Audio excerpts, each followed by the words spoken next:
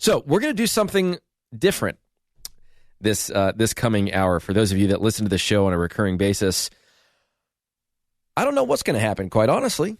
But Sam O'Neill is in the studio with me, and he is my director of marketing for my real estate company and for this show. And so we apparently polled a bunch of people and gathered a bunch of questions. And so these are the questions that you want answers to. I don't know what these questions are. So Sam is going to pull some questions from a hat, and I'm going to do my best to answer them. Yeah, so, hi everybody. Here we go. Yeah, we got some questions here asked by the listeners, so very exciting. Brian, let's get after it. I'm going to pull the first one. Okay, this one's just short. It says, FSBO, when to cut bait and hire an agent. Simple. FSBO, when to cut bait and hire an agent. Okay, well, and did they leave a name? There's no name on this one. I looked at some of them earlier, and some of them have names, but this one does not. All right, well, anonymous for sale by owner. Here's what I would say. When you're selling for sale by, and this is just the experience that I have had over years and years and years of counseling people through this process. The first thing that I want to say is that if you want to sell your home on your own and you have the ability to save some money and save some commission, and it's worth your time to create that savings for you, then more power to you. If you can get it done, that's awesome. And I truly mean that.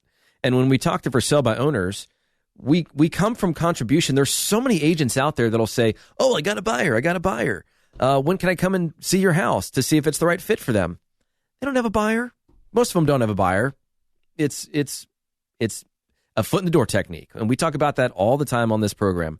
They don't have they just want to get in front of you and learn more about your situation. And it's so obvious when a seller puts their home up for sale by owner, and then 90% of their phone calls are from real estate agents, and they're just trying to hammer them into getting a listing. If the agents want the listing, then be upfront and say, hey, I want to be your listing agent. But before that happens, or before you get to the point where you feel like you can't do this on your own anymore, I want to help you sell your house. I want to bring you a buyer. I'll even hold an open house for you and market it, so long as we have the agreement that if the people that come through your house want to buy something else, then I get to work with them. That's what I get out of this process. So there are so many different ways that you can partner with real estate agents without having to pay this massive commission that people are so afraid of. But most people don't think that way, because for a lot of for sale by owners, quite honestly, real estate agents are the bad guy. And I think we've kind of painted that picture for ourselves at times. So we try to do something different. But to answer the question more specifically, how long should you try on your own before you decide to hire an agent? That's totally up to you guys. But I think if you're being intelligent about it, look at the days on market in that area. Have you priced your home effectively? Have you marketed it? Do people actually know that your for sale by owner exists? What's the condition of the property like in comparison to the other properties that you're competing against? Are you offering a buyer agent a commission? Because if you're not, 85% of buyers are already represented by real estate agents. So if you are looking for a needle in a haystack and your ability to market the property is incredibly diminished compared to the power of a real estate company that's spending $40,000, $50,000 a month on marketing, it's going to be an uphill battle for you. And so then you have to ask yourself the question of, who are the type of people that are interested in buying a for sale by owner that don't currently have an agent? If they have an agent, that agent's going to want to get paid. And if you're not going to pay them and the buyer has to pay them, then there's no way they're going to pay you fair market value plus 3% to a buyer agent. That just means they're overpaying for the property. They're not going to do it. So you're really left with people that are not working with real estate agents if you choose not to pay any commission.